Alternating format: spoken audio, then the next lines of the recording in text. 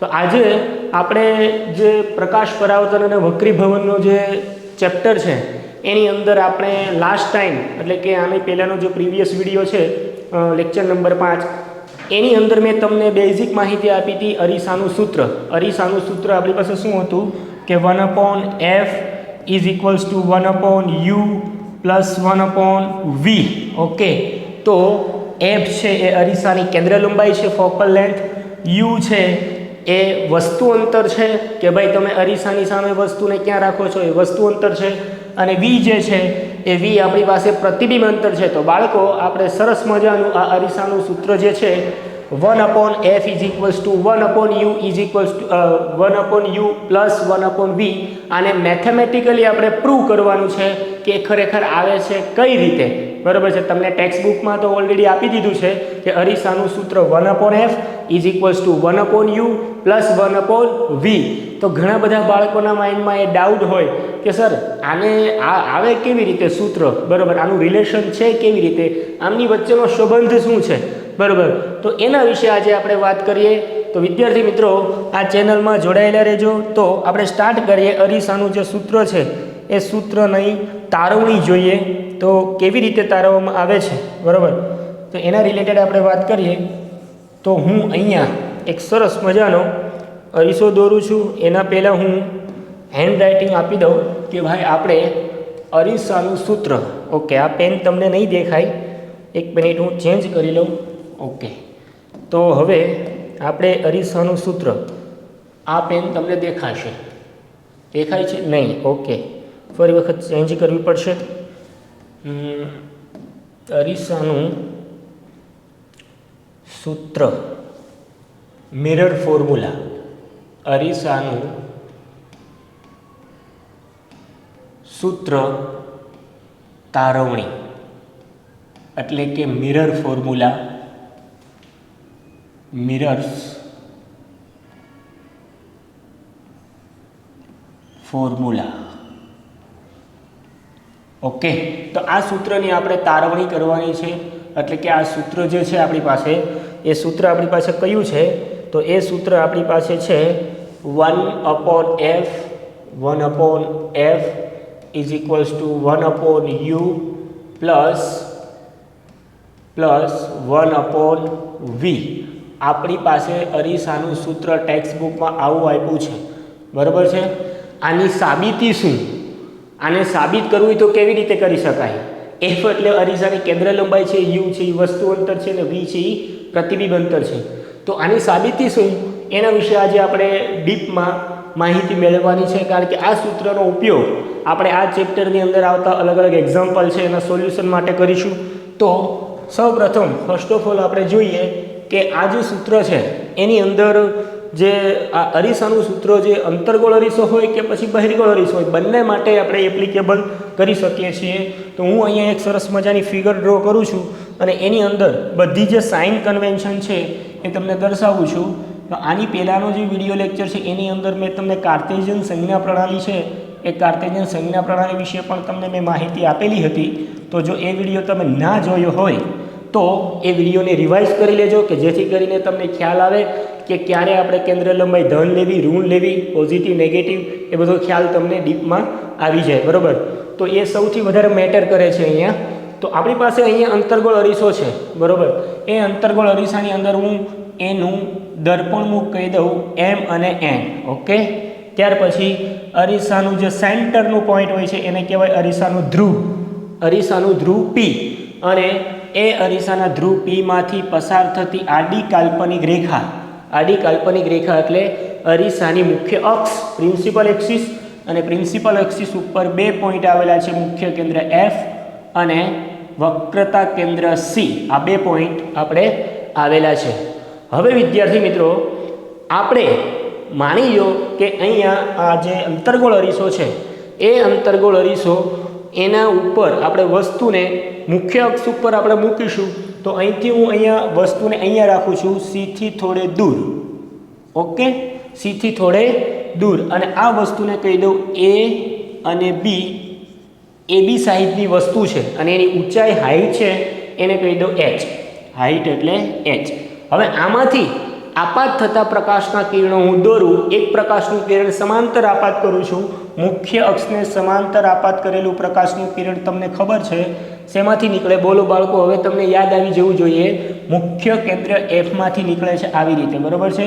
અરીસા પરથી પરાવર્તન પામીને મુખ્ય કેન્દ્ર એફમાંથી પરાવર્તન થાય છે. નેક્સ્ટ, વક્રતા કેન્દ્ર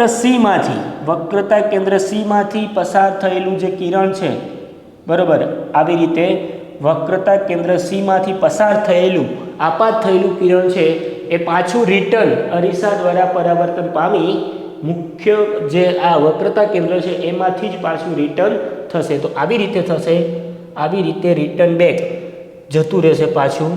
ઓકે, આ રીતે, બરાબર છે, આવી રીતે જશે.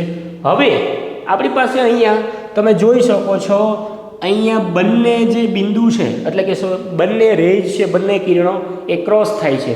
જે જગ્યાએ ક્રોસ થાય તે જગ્યાએ આપણું શું થાય? ઇમેજનું ફોર્મેશન થાય. તો અહીંયા આપણી ઇમેજ બને છે, પ્રતિબિંબ બને છે, બરાબર. અને એ પ્રતિબિંબનું નામ હું આપી દઉં A ડેશ અને B ડેશ, અને પ્રતિબિંબની સાઇઝને કહી દઉં H ડેશ. ઓકે બાળકો, આટલી વસ્તુ તમારે ક્લિયર રાખવાની છે.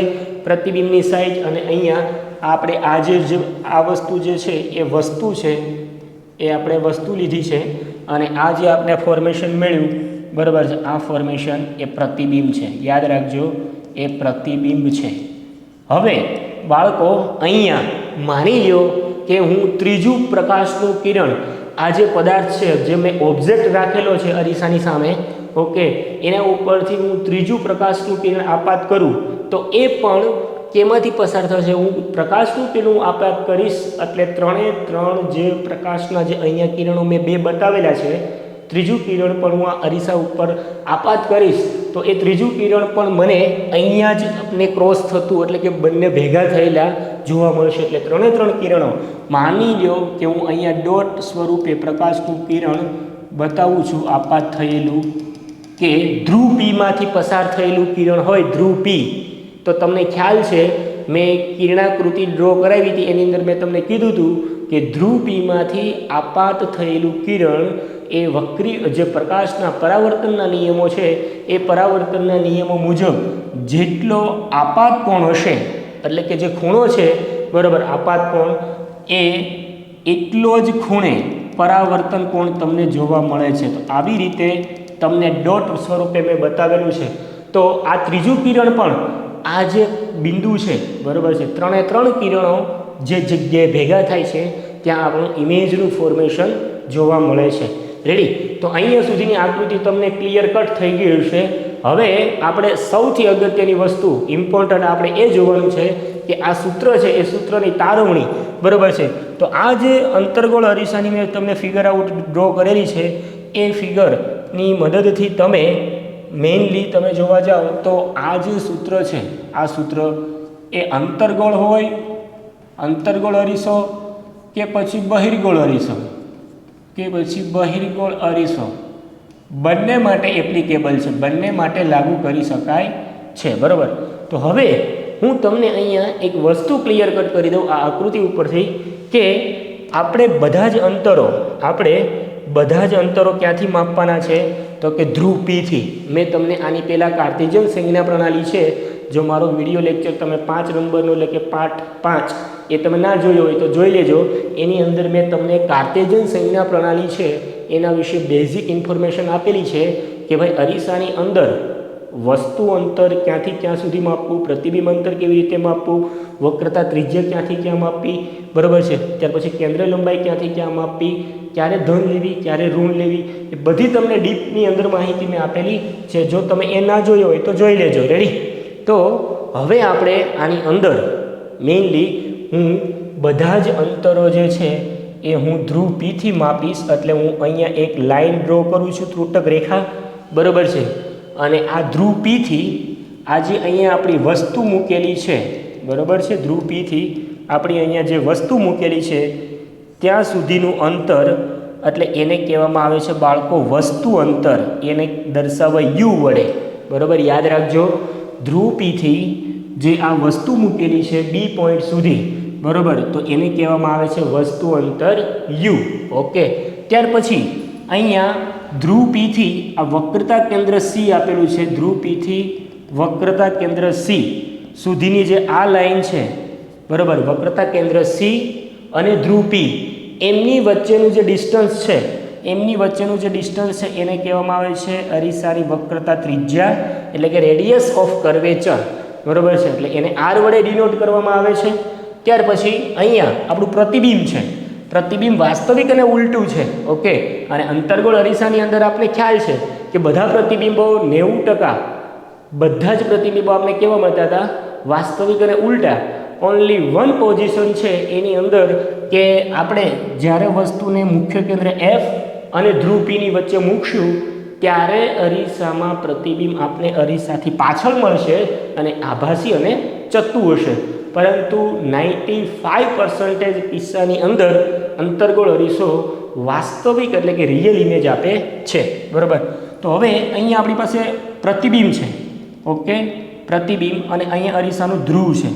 તો આ ધ્રુવ P અને જે આ પ્રતિબિંબ છે એમની વચ્ચેનું જે ડિસ્ટન્સ છે એને કહેવામાં આવે છે પ્રતિબિંબ અંતર, અને પ્રતિબિંબ અંતરને V વડે દર્શાવવામાં આવે છે. જે આ V તમે જુઓ છો એ પ્રતિબિંબ અંતર છે, U છે એ વસ્તુ અંતર છે, અને F છે એ અરીસાની કેન્દ્ર લંબાઈ છે, ફોકલ લેન્થ, બરાબર છે. એટલે અહીંયા તમે કન્ફ્યુઝ નહીં થતા કે કેપિટલ F છે એ મુખ્ય કેન્દ્ર છે અને સ્મોલ f છે એ અરીસાની કેન્દ્ર લંબાઈ છે. Okay, done. જોઈએ હવે અહીંયા આ જે f છે અને p છે, એટલે કે ધ્રુવ p અને મુખ્ય કેન્દ્ર f વચ્ચેનું જે અંતર છે એને આપણે શું કહીએ છીએ? તો કે એની કેન્દ્ર લંબાઈ કહેવામાં આવે છે, કેન્દ્ર લંબાઈ. ઓકે, અને એ અહીંથી અહીંયા સુધીનું જે અંતર છે એને કેન્દ્ર લંબાઈ f કહેવામાં આવે છે, જે ડિસ્ટન્સ. તો મેં તમને અહીંયા બધા ફેક્ટર છે અરીસાની અંદર એ દર્શાવ્યા છે. f કોને કહેવાય, બરાબર છે, f કોને કહેવાય એ તમને દર્શાવ્યું છે. અહીંયા f છે, અહીંયા v છે, અહીંયા r છે અને અહીંયા u છે, બરાબર. તો બધા ફેક્ટર છે એ મેં તમને કમ્પ્લીટ બતાવેલા છે. તો હું અહીંયા લખું છું, નોટ ડાઉન કરું છું. તો અહીંયા તમે ધ્યાન આપજો. તો આપણી પાસે મેં અહીંયા તમને દર્શાવેલું છે કે વસ્તુ અંતર, હવે વસ્તુ અંતર જે છે, વસ્તુ ક્યાં છે? વસ્તુ P પોઈન્ટથી લઈ B સુધી છે, એટલે એ વસ્તુ અંતર છે. વસ્તુ અંતર PB બરાબર હું U લઈ શકું, U. Okay, U. ઓકે, ત્યાર પછી પ્રતિબિંબ અંતર, તો પ્રતિબિંબનું ડિસ્ટન્સ કેટલું છે ધ્રુવ P થી એ જોઈએ. તો પ્રતિબિંબ આપણું ક્યાં છે? અહીંયા છે, આ પ્રતિબિંબ છે. તો ધ્રુવ P થી જે B ડેશ આપેલું છે ત્યાં સુધીનું અંતર જે છે એ પ્રતિબિંબ વચ્ચેનું ડિસ્ટન્સ છે. તો પ્રતિબિંબ અંતર થઈ જશે PB ડેશ બરાબર, એને આપણે શેના વડે દર્શાવેલું છે? P થી B સુધીનું અંતર V વડે. ઓકે, સ્મોલ v પ્રતિબિંબ અંતર. ત્યાર પછી આપણે જોશું ઊંચાઈ, વસ્તુ ઊંચાઈ એટલે કે વસ્તુની હાઈટ કેટલી છે? તો વસ્તુની ઊંચાઈ h જેટલી મેં લીધી છે. ઓકે, અહીંયા તમને દેખાય છે વસ્તુ ઊંચાઈ કેટલી લીધી છે? AB જે છે એ h લીધું છે. તો વસ્તુ ઊંચાઈ AB બરાબર h. એવી જ રીતે પ્રતિબિંબ ઊંચાઈ કેટલી લીધી છે? A dash B dash H dash લીધું છે. A ડેશ B ડેશ બરાબર H ડેશ. હવે આવી રીતે ડેશ એટલા માટે બતાવું છું કે એકનો એક આલ્ફાબેટ બે વખત છે, A અને A બે વખત છે, એટલા માટે એક આલ્ફાબેટને મેં A ડેશ કહી દીધું છે, બરાબર છે. સાઇન કન્વેન્શન છે એ તમે તમારી રીતે મૂકી શકો છો, પરંતુ આ રીતે તમે લેશો તો એક સરસ મજાની સિમ્પલ પેટર્ન બનશે. ઓકે, તો આપણે વસ્તુ અંતર થઈ ગયું, પ્રતિબિંબ અંતર થઈ ગયું, વસ્તુ ઊંચાઈ થઈ ગઈ અને પ્રતિબિંબ ઊંચાઈ થઈ ગઈ. હવે આપણે જોઈએ વક્રતા ત્રિજ્યા. વક્રતા ત્રિજ્યા ક્યાં છે? તો વક્રતા ત્રિજ્યા એટલે કે ધ્રુવ P થી C સુધીનું અંતર છે એને શું કહેવાય? વક્રતા ત્રિજ્યા એટલે કે રેડિયસ ઓફ કર્વેચર, જે P થી C સુધીનું અંતર છે. P થી C સુધીનું અંતર આપેલું છે અને એને આપણે કહીએ છીએ R, બરાબર છે, કેપિટલ R, બરાબર છે. R વડે ડિનોટેડ કરવામાં આવે છે. વક્રતા ત્રિજ્યા થઈ ગઈ. ત્યાર પછી આપણે લઈએ કેન્દ્ર લંબાઈ. અરીસાની કેન્દ્ર લંબાઈ કેટલી છે કેન્દ્ર લંબાઈ? જુઓ કેન્દ્ર લંબાઈ એટલે અહીંયા પી થી જે આ પી થી એફ વચ્ચેનું જે અંતર છે આટલું ડિસ્ટન્સ, બરાબર, પી થી એફ સુધીનું જે ડિસ્ટન્સ આપેલું છે એ અરીસાની શું છે? કેન્દ્ર લંબાઈ એટલે કે ફોકલ લેન્થ, બરાબર. તો પી એફ બરાબર સ્મોલ એફ આ કેન્દ્ર લંબાઈ છે. તો બાળકો તમારે આટલા ફેક્ટર જે છે અરીસાના સંદર્ભમાં આટલા જે ફેક્ટર છે એ તમારે યાદ રાખવાના છે, બરાબર, અરીસાના સૂત્રની તારવણીની અંદર. તો હવે મેઇનલી આ જે બધા ફેક્ટરો છે એ ફેક્ટરની અંદર સાઇન કન્વેન્શન આપણે મૂકીએ એટલે કે સાઇન ડિનોટ કરીએ તો આપણે ખબર છે, મેં તમને કીધું હતું કે ધ્રુવ પી થી લેફ્ટ સાઈડ બધા જે અંતરો હોય એ હંમેશા નેગેટિવ લેવામાં આવે છે અને ધ્રુવ પી થી રાઈટ સાઈડના જે બધા જ અંતરો હોય એ હંમેશા કેવા લેવામાં આવે છે? પોઝિટિવ લેવામાં આવે છે. તો અહીંયા તમને ખબર છે કે ધ્રુવ પી થી તમને પ્રતિબિંબ જે છે એ આગળની બાજુએ મળે છે. તો બધા જ અંતરો આ બધી જ જે કિંમતો છે એક નેગેટિવ જ આવશે. બધી જ વેલ્યુ કેવી આવશે? નેગેટિવ. એક્સેપ્ટ કે ખાલી સિવાય જે આ વસ્તુની જે ઊંચાઈ છે આ એચ, બરાબર છે, એ એક જ પોઝિટિવ આવશે. શા માટે? કે વસ્તુની ઊંચાઈ જે છે એ અપ ડાયરેક્શનમાં છે, અપવર્ડ સાઇડમાં છે, એટલા માટે, બરાબર છે. તો ઉપરની બાજુએ જો માપેલું અંતર હોય એ ધન લેવામાં આવે છે. મેં તમને એક્સ યામ અને વાય યામની અંદર મેં આની પ્રીવિયસનું જે મારો લેક્ચર છે, વિડીયો લેક્ચર, એની અંદર મેં તમને બેઝિકલી સમજાવેલું છે કે ક્યારે ધન લેવું અને ક્યારે ઋણ લેવું, બરાબર, પોઝિટિવ નેગેટિવ વેલ્યુ ક્યારે લેવી એની અંદર મેં તમને ડીપલી મેં યામ પદ્ધતિ જે છે એ તમને સમજાવેલી છે. જો મારો વિડીયો લેક્ચર ના જોયો હોય તો તમે જોઈ લેજો એટલે તમારા બધા ડાઉટ છે ક્લિયર થઈ જશે, બરાબર. તો અહીંયા આપણી પાસે આટલી વસ્તુ છે. હવે હું આને બધી વસ્તુને હું નેગેટિવ કરું છું. શા માટે? કારણ કે મારું પ્રતિબિંબ ધ્રુવ પી થી લેફ્ટ સાઈડ છે એટલા માટે. અને લેફ્ટ સાઈડના બધા જ અંતરો કેવા હોય? ઋણ હોય છે. તો આ જે અંતરો જે છે એને હું અહીંયા લખું છું, એને હું અહીંયા દર્શાવું છું. તો અહીંયા ધ્યાન આપજો. તો આ જે વસ્તુ અંતર છે, વસ્તુ અંતર પીબી છે એ મારું થશે નેગેટિવ, કારણ કે વસ્તુ જે છે અરીસાથી ડાબી બાજુએ હોય એટલા માટે. ત્યાર પછી પ્રતિબિંબ અંતર છે. પ્રતિબિંબ અંતર એટલે પ્રતિબિંબ પણ આપણે જે આ ધ્રુવ પી છે એનાથી લેફ્ટ સાઈડ મળેલું છે તો એ પણ કેવું આવશે? નેગેટિવ આવશે. તો પી બરાબર -v. ઓકે. ત્યાર પછી વસ્તુની ઊંચાઈ અપવર્ડ ડાયરેક્શનમાં છે, ઉપરની બાજુએ છે, બરાબર. તો એ ઉપરની બાજુએ હોવાથી તમારે એ વસ્તુની ઊંચાઈ છે એને ધન લેવાની છે, પોઝિટિવ લેવાની છે. તો વસ્તુ ઊંચાઈ AB બરાબર +h. ત્યાર પછી પ્રતિબિંબ ઊંચાઈ A', B'.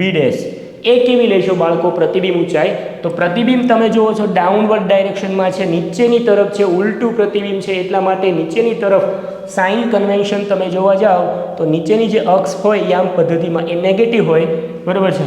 તો A', B' આપણે કેવું લેશું? -h, બરાબર, -h. ત્યાર પછી વક્રતા ત્રિજ્યા P થી C સુધીનું અંતર છે એ પણ ધ્રુવ P થી લેફ્ટ સાઈડ છે. તો એ વક્રતા ત્રિજ્યા PC બરાબર પણ કેવું આવશે? નેગેટિવ આર આવશે, નેગેટિવ આર. ત્યાર પછી કેન્દ્ર લંબાઈ P થી F એ પણ કેવું આવશે? નેગેટિવ F, બરાબર છે. તો આટલા ફેક્ટરો જે છે એ તમારે યાદ રાખવાના છે બાળકો. વ્યવસ્થિત રીતે તમારે આ જે ફેક્ટરો જે અરીસાના સંદર્ભમાં જે સૂત્રની તારવણી છે એની અંદર આટલા ફેક્ટરો તમારે કોમન જે છે એ યાદ રાખવાના છે. તો આ જે અંતર્ગોળ અરીસો છે કોન્કેવ મિરર એની અંદર તમારે ઓનલી ફોર જે વસ્તુ ઊંચાઈ છે એ જ પોઝિટિવ લેવાની થશે. બાકી બધા જ જે વેલ્યુ જે છે બધી કિંમતો એ કેવી આવે છે? નેગેટિવ આવે છે, બરાબર. તો બાળકો તમને અહીંયા સુધી ક્લિયર આઉટ થઈ ગયું હશે. હવે આપણે મેઇનલી જે વસ્તુ અગત્યની છે એના વિશે આપણે સ્ટડી કરવાની છે. તો હવે તમે અહીંયા જોઈ શકો છો, અહીંયા તમે ધ્યાન આપજો. તો હું તમને બતાવું છું એક વસ્તુ કે અહીંયા તમે આકૃતિ જે ફિગર આઉટ છે એ ફિગરની અંદર તમે જોઈ શકો છો A, B અને P. ઓકે, ABP એક ત્રિકોણ છે, કાટકોણ ત્રિકોણ. અહીંથી અહીંયા સુધી જુઓ, અહીંથી લઈ અહીંયા સુધી એક આ ત્રિકોણ છે, ABP ત્રિકોણ છે, બરાબર. ત્યાર પછી એને સમરૂપ ત્રિકોણ આપણે બીજો એક લેવાનો છે A', B', P.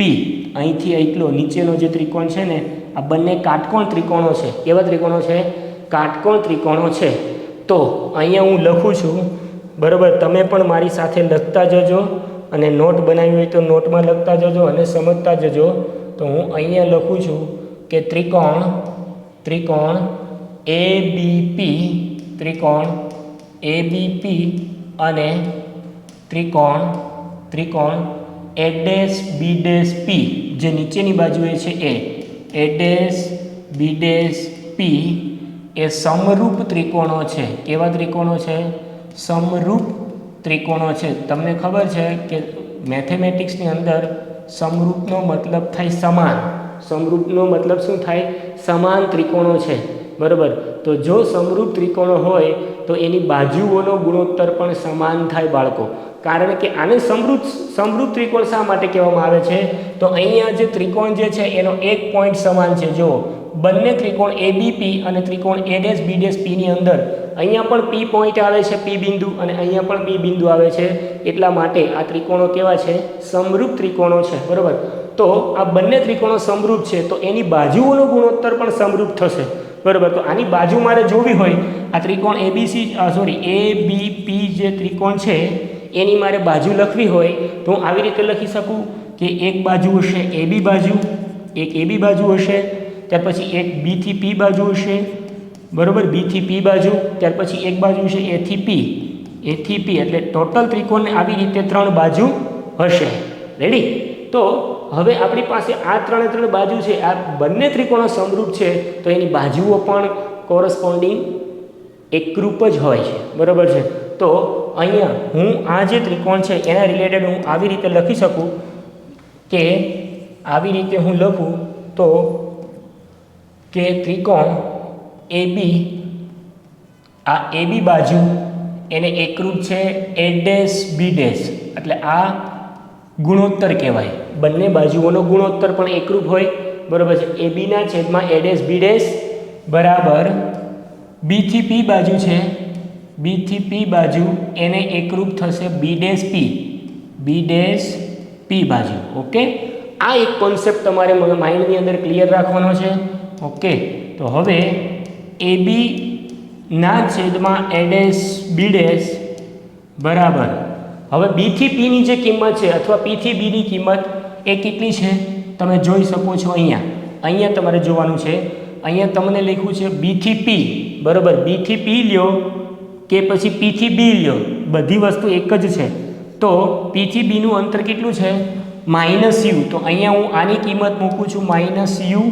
ત્યાર પછી બી ડેશ પી લ્યો કે પછી પી બી ડેશ લ્યો, એની કિંમત કેટલી આપેલી છે? -v. Okay, -v. આ બંનેની કિંમતો જે છે મેં આ જે વેલ્યુ છે એ પુટ આઉટ કરેલી છે. એની જગ્યાએ મેં વસ્તુ અંતર u અને પ્રતિબિંબ અંતર v લીધું છે, જે તમને અહીંયા ઓલરેડી આપેલું છે, બરાબર. તો હવે મારી પાસે અહીંયા એબીના છેદમાં a'-b' is equals to negative sign છે એ કેન્સલ આઉટ થઈ જશે, એટલે ઓનલી ફોર શું વધશે? યુના છેદમાં v. તો તમારે આને કહી દેવાનું છે સમીકરણ નંબર 1. ઓકે, હું જેને બોલ્ડ લાઇનથી દર્શાવું એટલે તમને આઈડિયા આવી જાય સરસ મજાની. તો ઓકે, ગ્રીન કલરથી તો તમને બેઝિકલી હાઇલાઇટ કરી દઉં કે આને તમારે સમીકરણ નંબર 1 આપી દેવાનું છે અને આપણે યાદ રાખવાનું છે એબી ના છેદમાં a'-b' બરાબર યુના છેદમાં v છે. ઓકે બાળકો, તો હવે આનું જે આપણી પાસે જે ત્રિકોણ જે આ ફિગર આઉટ છે, આ ફિગરની અંદર જેવી રીતે આપણે ત્રિકોણ અહીંયા લીધો હતો કે ભાઈ આ ત્રિકોણની અંદર એબીપી અને a'-b'-p કેવા ત્રિકોણ છે? સમરૂપ ત્રિકોણો છે, સરખા ત્રિકોણો છે. એવી જ રીતે આપણે બીજા ત્રિકોણની એક જોડ લેવાની છે આ ફિગર ઉપરથી. તો અહીંયા હું તમને દર્શાવું એક અલગ કલરથી, એટલે તમને આઈડિયા આવી જાય. ઓકે, તો અહીંયા હું કલર સિલેક્ટ કરું છું, યલો નહીં પણ વ્હાઇટ. ઓકે, વ્હાઇટ કલરથી બતાવું છું, તમે જોજો. અહીંયા એક ત્રિકોણ આપણી પાસે અહીંયા બને છે, કાટકોણ ત્રિકોણ ABC. અહીંથી આટલું ત્રિકોણ ABC. ઓકે, એને સામે એકરૂપ ત્રિકોણ કયા છે? અહીંયા a'-b'-c, એટલે અહીંથી જે આ ઊંધો ત્રિકોણ આટલો બને છે એની વાત કરું છું. ઓકે, તમે જે આ વ્હાઇટ કલરનો ભાગ જોવો છો આ ત્રિકોણ અને આ ત્રિકોણ, બરાબર? તો બંને ત્રિકોણો છે એ કેવા છે? સમરૂપ ત્રિકોણો છે. તો હું અહીંયા અગત્યની લાઈન એક બીજી લખું છું કે ત્રિકોણ ABC અને A'BC. ઓકે, સમજાય છે? ત્રિકોણ ABC અને ત્રિકોણ A'BC એ એકરૂપ ત્રિકોણો છે અથવા સમરૂપ ત્રિકોણો છે, સરખા છે, બરાબર છે? તો હું અહીં લખું છું ABC અને A'BC. તો ત્રિકોણ ABC અને ત્રિકોણ A'BC સમરૂપ ત્રિકોણ છે, સમરૂપ ત્રિકોણો છે. શા માટે સમરૂપ છે બાળકો? તો એની અંદર એક બિંદુ જે છે, બરાબર, ત્રિકોણનું એક બિંદુ એ બેમાં કોમન છે. કયું બિંદુ? બિંદુ C. એટલા માટે એને સમરૂપ ત્રિકોણો કહેવાય. તો જો આ જે ત્રિકોણ જે છે એ સમરૂપ ત્રિકોણ હોય, બરાબર છે? જો આ ત્રિકોણ સમરૂપ ત્રિકોણ હોય તો એની બાજુઓ પણ પરસ્પર કેવી થાય? સમરૂપ જ થાય છે બાળકો, બરાબર છે? યાદ રાખજો. તો અહીંયા જે આ AB છે, આ AB એના છેદમાં હું આ બાજુનો ગુણોત્તર પણ હું A'B લઈ શકું. તો આવી રીતે નોટ લખી શકું કે AB બાજુ છે એનો ગુણોત્તર A'B આ પણ સમરૂપ છે, ઇઝ ઇક્વલ્સ ટુ જે આ BC બાજુ છે B થી C એને એકરૂપ થશે BC. તો BCના છેદમાં BC. ઓકે બાળકો? તો હવે આપણે જે વેલ્યુ પુટ આઉટ કરવાની છે એ કોની કરવાની છે? BC અને BC, બરાબર? તો અહીંયા હું તમને ફિગર જે છે એ બતાવું. તો એની અંદર આપણે બે કિંમતો લેવાની છે, B થી C, BC અને BC. આ બે કિંમતો આપણે લેવાની છે. કઈ કઈ? B થી C અને BC. પણ એની કિંમત આપણે અહીંયા તમે જોવો છો આની અંદર ક્યાંય એવી કિંમત છે નહીં, BC ક્યાંય આપણે આપેલું છે નહીં, બરાબર છે? તો એની આપણે કિંમત લઈ શકીએ નહીં. અને અહીંયા BC છે એની પણ કિંમત આપણે આપેલી છે નહીં. તો આપણે અહીંયા જોઈએ આ આકૃતિની અંદર B થી C એટલે અહીંયા સુધીનું અંતર થયું. B થી C એટલે અહીંથી આટલું અંતર જે છે, બરાબર, એની કિંમત આપણે આપેલી નથી, પરંતુ આખી કિંમત આપેલી છે. આખી કિંમત જે છે, બરાબર, P થી B સુધીની કિંમત છે. રેડી? તો અહીંયા આવી રીતે હું તમને કહું છું કે આ જે મુખ્ય અક્ષ છે, આ મુખ્ય અક્ષ, બરાબર, આ મુખ્ય અક્ષ ઉપર માની લો ધ્રુવ P અહીંયા છે, મુખ્ય અક્ષ ઉપર ધ્રુવ P અહીંયા છે.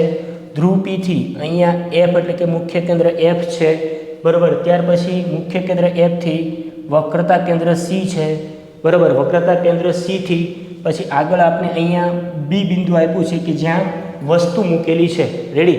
હવે આપણે કિંમત કોની જોતી છે? આપણે કિંમત જોતી છે B થી C, બરાબર? તો આપણે આ કિંમત જોઈએ છે. હું તમને બતાવું. આપણે ઓલરેડી આ જે કિંમત છે B થી C સુધીનું જે અંતર છે, આ કિંમત એ ડિસ્ટન્સ આપણે આપેલું નથી, અહીંયા ક્યાંય આપણે આપેલું નથી. પણ એક વસ્તુ આપણે આપી દીધી છે કે અહીંથી આખું જે અંતર છે P થી B સુધીનું જે આખું અંતર છે એ કેટલું આપ્યું છે? U આપ્યું છે. કેટલું આપ્યું છે? U જેટલું, બરાબર છે? અને P થી C સુધીનું અંતર પણ આપી દીધું છે. P થી C સુધીનું અંતર જે છે, P થી C સુધીનું અંતર એ કેટલું છે? P થી C સુધીનું અંતર, P થી C નું અંતર છે R, બરાબર છે? તો અહીંયા R આપી દીધું છે, R, બરાબર? તો હવે આની અંદર માની લો વિદ્યાર્થી મિત્રો કે હું જે આ P થી B સુધીનું અંતર છે એ P થી B સુધીના અંતરમાંથી P થી C સુધીનું અંતર જો હું માઇનસ કરી દઉં તો મને B થી C સુધીનું અંતર મળી જાય, બરાબર છે? હું આખી લાઈન છે, આખી લાઈન આટલું જે ડિસ્ટન્સ છે એમાંથી P થી C સુધીનું અંતર માઇનસ કરી દઉં તો મને મેઇનલી જે આપણે જોતું છે B થી C સુધીનું અંતર એ મળી જાય. રેડી? તો હું કરું છું PB minus PC, PB minus PC. તો PB માઇનસ PC છે એની અંદર અહીંયા હું મૂકું છું કે AB ના છેદમાં A'B is equals two PB P થી B, અહીંયા તમે જોઈ શકો છો P થી B માઇનસ P થી C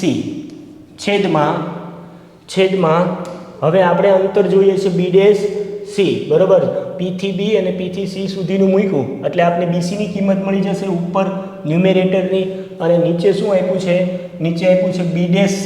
તો B ડેશ C જે એની કિંમત લેવા માટે આપણે અહીંયા B ડેશ C, હવે અહીંયા તમે જોઈ શકો છો કે આ જે C અને F ની વચ્ચે એક બિંદુ આપેલું જે છે એ તમને આપેલું છે અહીંયા B ડેશ, બરાબર. અહીંયા B ડેશ આપેલું છે. તો હવે બાળકો તમે એ મને કહો કે અહીંયા વસ્તુ આપને આપેલી છે B ડેશ આપેલી છે, બરાબર, કે જે અહીંયા આપણે પ્રતિબિંબ મળ્યું છે, એ પ્રતિબિંબ જે છે એ ધ્રુવ P થી PB ડેશનું અંતર મેળવવું હોય તો મારે શું કરવું પડશે? તો એના માટે બાળકો આપણે મેથડ યુઝ કરવી પડશે કે જો અહીંયા P થી B સુધીનું અંતર, એટલે કે અહીંયા આપણે લેવાનું છે કયું? B ડેશ C એટલે કેટલું થાય? અહીંથી આટલું જ અંતર આપણે લેવાનું છે, આટલું જ, બરાબર. તો હવે આપણી પાસે P થી C સુધીનું અંતર છે. P થી C સુધીનું અંતર આપણે આપેલું છે, એમાંથી PB ડેશ સુધીનું અંતર બાદ કરી દઈએ. P થી C સુધીનું અંતર જે છે, એટલે કે વક્રતા ત્રિજ્યાનું જે અંતર જે છે, એમાંથી હું P થી B ડેશ બાદ કરી દઉં તો મને B ડેશ C મળી જાય. હા કે ના? હું માઇનસ કરું છું આખા અંતરમાંથી જે મેઇન આપણે પાર્ટ લેવાનો છે B ડેશ C જેટલું અંતર એ માઇનસ કરું છું, તો મને અહીંયા PC માંથી હું PB ડેશ બાદ કરી દઉં તો મને B ડેશ C મળી જશે, જે આપણે B ડેશ C ની જ વેલ્યુ આપણે પુટ આઉટ કરવાની છે, બરાબર. તો અહીંયા હું લખું છું PC minus PB dash, PC minus PB dash, PC minus PB dash,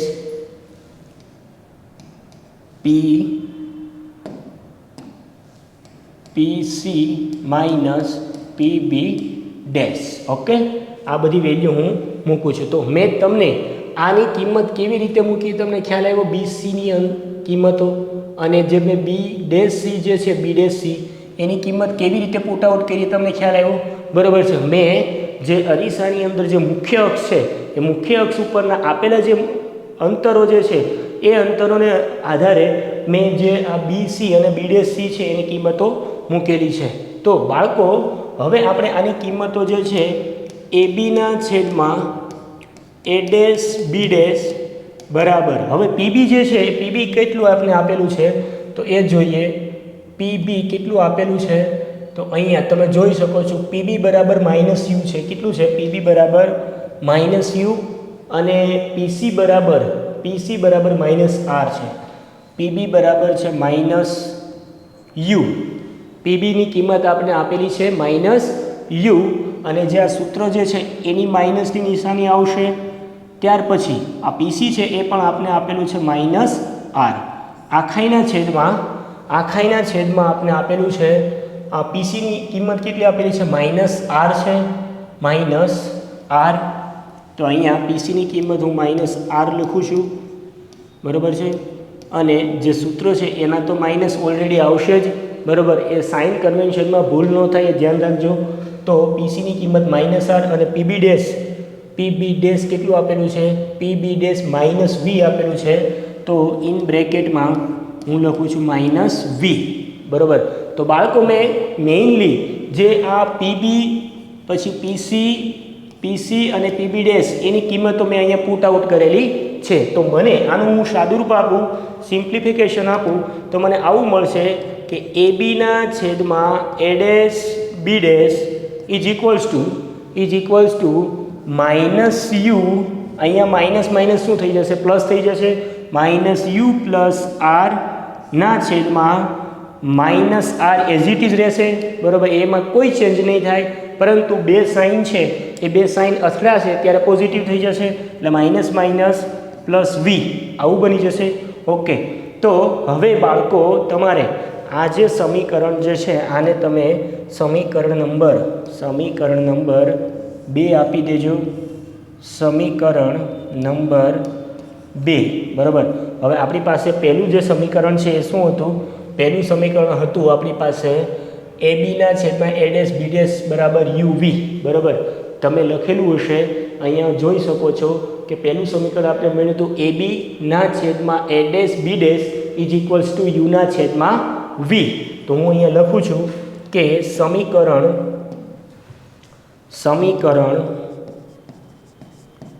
1 અને સમીકરણ 2 ને સરખાવતા એટલે કમ્પેરિઝન બંનેનું કરવાનું છે.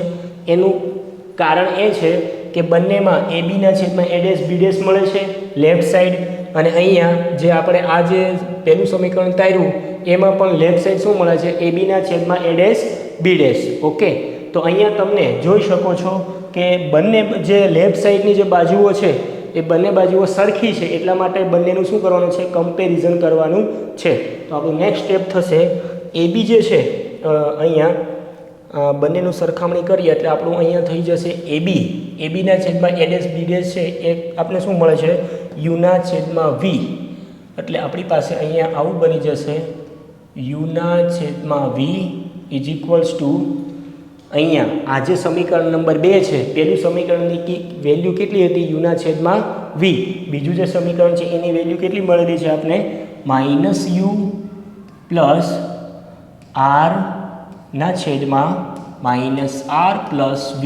ઓકે, હવે આપણે આનું સાદુરૂપ આપવા માટે આપણે ક્રોસ મલ્ટિપ્લિકેશન કરશું. તો અહીંયા ક્રોસ મલ્ટિપ્લિકેશન કરશું એટલે આવી રીતે થઈ જશે U આ જે છે એ આ બાજુ જતું રહેશે એટલે -R plus V is equals two આ V છે એને આ બાજુ જવા દો ઉપર અંશમાં, એટલે V in bracket U plus R bracket close.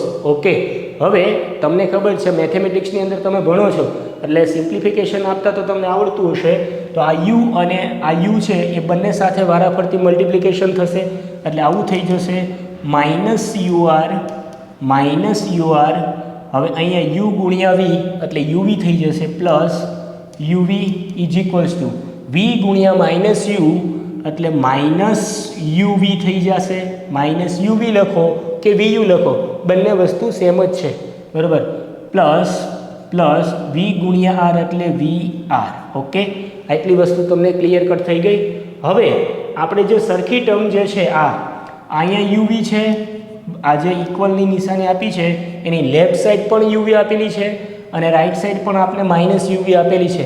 તો હું આને આવી રીતે લખી શકું UV અને આ જે રાઈટ સાઈડ આપેલી છે એ રાઈટ સાઈડથી લેફ્ટ સાઈડ આવશે એટલે શું થઈ જશે positive UV is equals two VR છે તો એ તો એઝ ઇટ ઇઝ રાખશું VR, અને આ જે છે -UR એને લેફ્ટ સાઈડથી રાઈટ સાઈડ લઈ લઈએ એટલે એ પોઝિટિવ થઈ જશે UR. ઓકે, આવું થઈ જશે બાળકો. રેડી, અહીંયા સુધી ડન થઈ ગયું તમને. તો હવે આપણું નજીક આપણે આવી ગયા છીએ અરીસાની જે સૂત્રની સાબિતી છે એના નજીક આપણે બહુ ક્લોઝ આવી ગયા છીએ. UV પ્લસ UV એટલે એને લખી શકાય 2UV. UV પ્લસ UV એટલે યુવરાજ સિંહ નહીં, બરોબર છે, ક્રિકેટનો પ્લેયર ખેલાડી છે એ યુવરાજ સિંહ નહીં. UV પ્લસ UV એટલે 2UV અને VR પ્લસ UR, બરોબર છે, VR પ્લસ UR. ઓકે, તો હવે બાળકો આપણું હું આને બોલ્ડ કરી દઉં છું એટલે કે ઘાટું કરી દઉં છું. આને આપણે સમીકરણ નંબર 3 કહી દઈશું. સમીકરણ નંબર 3. ઓકે, તો હવે અહીંયા એક સરસ મજાની લાઈન લખું છું કે સમીકરણ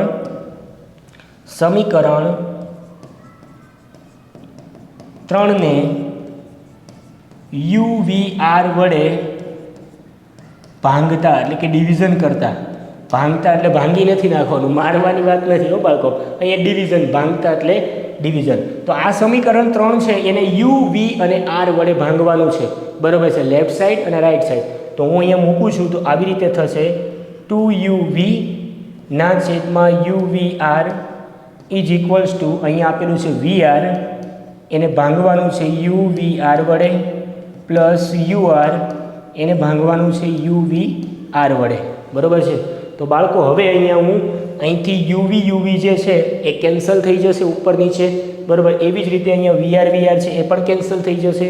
ત્યાર પછી અહીંયા જે UR છે તો અહીંયા પણ U અને R કેન્સલ થઈ જશે. તો આપણી પાસે અહીંયા શું રિમેનિંગ થાય છે, તો બાકી શું વધે છે, તો આપણી પાસે અહીંયા બાકી વધે છે અહીંયા 2/R એટલે કે 2/R 2/r is equals two અહીંયા શું બાકી રહ્યું 1/u પ્લસ અહીંયા શું બાકી રહ્યું 1/v.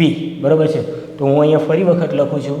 આપણી પાસે રિમેનિંગ ભાગ જે બચેલો છે એ 2/r is equals two 1/u plus 1/v છે. બરાબર. તો આ પણ એક પ્રકારનું અરીસાનું સૂત્ર જ છે બાળકો.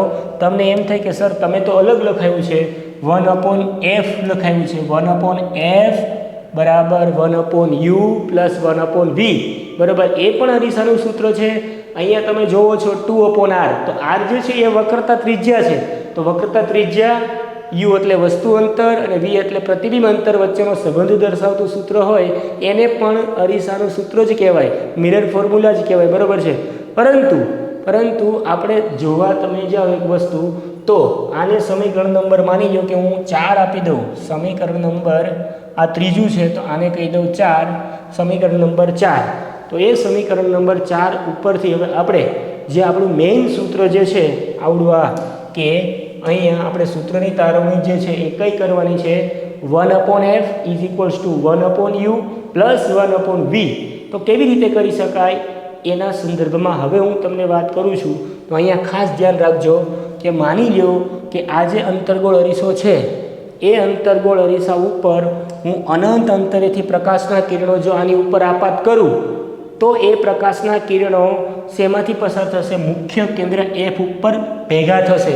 તમે કિરણાકૃતિ જો મારી ના જોઈ હોય તો એ કિરણાકૃતિ જોઈ લેજો. એની અંદર તમને ડાઉટ ક્લિયર થઈ જશે કે અનંત અંતરેથી આવતા પ્રકાશના કિરણો અરીસા દ્વારા પરાવર્તન પામી મુખ્ય કેન્દ્ર F ઉપર કેન્દ્રિત થાય છે.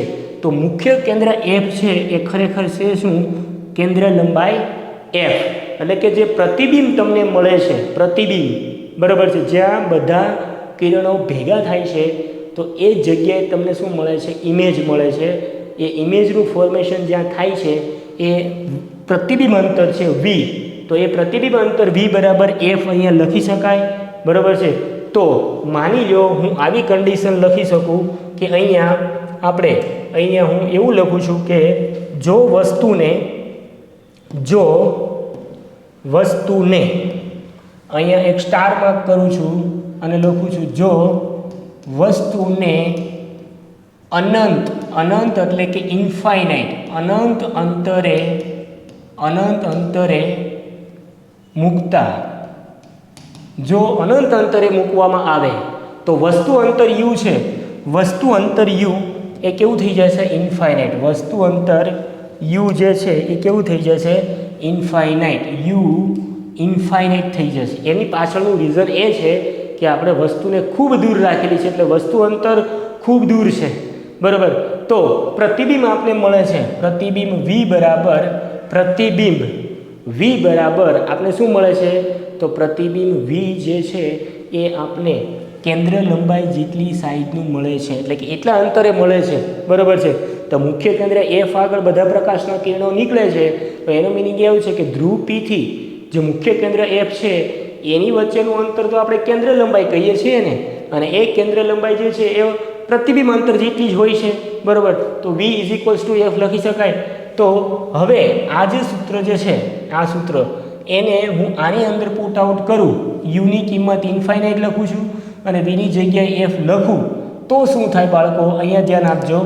જે આ જે સમીકરણ નંબર 3 ની અંદર આ બંનેની કિંમત u જે છે એટલે કે વસ્તુ અંતર એ ઇન્ફાઇનાઇટ લઉં છું, એટલે કે અનંત અંતરે આપણે વસ્તુને મૂકેલી છે ખૂબ દૂર સુધી, અને v એટલે કે પ્રતિબિંબ અંતર જે છે એ આપણે મુખ્ય કેન્દ્ર F જેટલી સાઈઝનું મળે છે.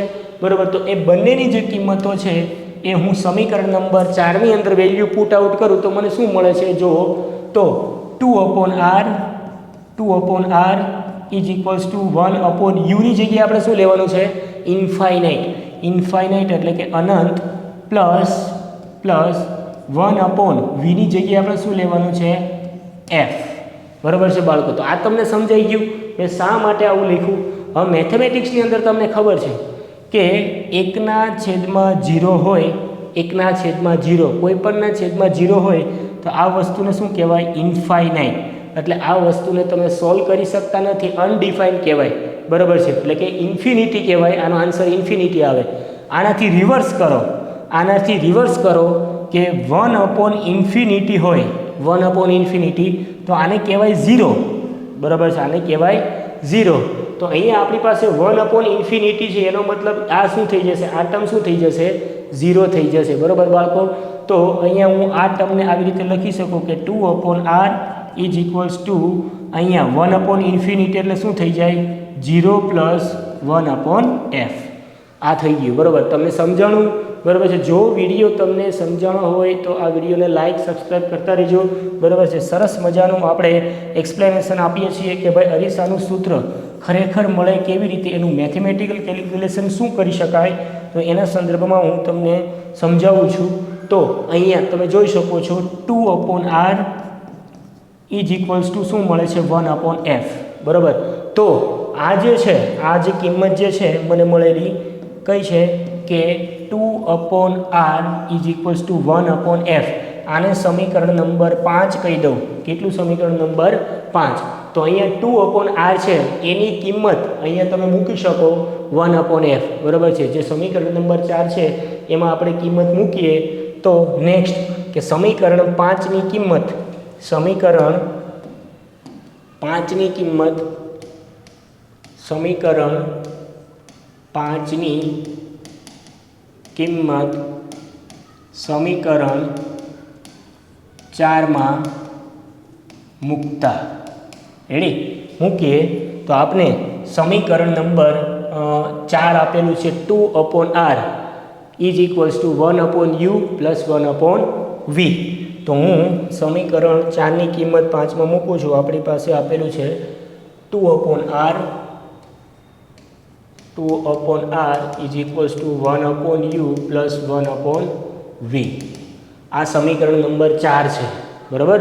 અને સમીકરણ 5માં આપણે કિંમત કઈ મળી તો 2/r is equals two 1/f. તો 2/r છે આ જે ટર્મ 2/r વાળી જે ટર્મ છે એની જગ્યાએ શું મૂકશું, 1/f is equals two 1/u plus 1/v. તો બાળકો આ જે છે, બરાબર, આને હું સરસ મજાની રેડ કલરની લાઈનથી હું તમને દર્શાવી દઉં. તો આ જે છે એ